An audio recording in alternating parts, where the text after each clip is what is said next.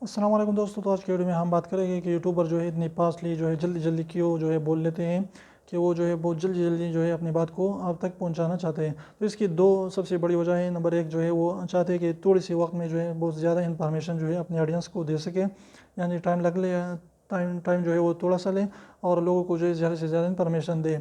और सेकंड वजह ये होती है कि वो चाहते हैं कि हमारे ऑडियंस जो है वो बोर ना हो और हम छोटी वीडियो बनाएं लेकिन अच्छी वीडियो बनाएं और लोगों को जो है इन्फॉर्मेशन जो है अच्छी तरीके से दें। और इस तरीके से जो है वो इन दो वजहों की बिना पर जो है वो जो है वो फास्टली बोल देता है, जल्दी जल्दी बोल देता है। तो सबसे बड़ी ये दो वजह है, और भी वजह हो सकती है।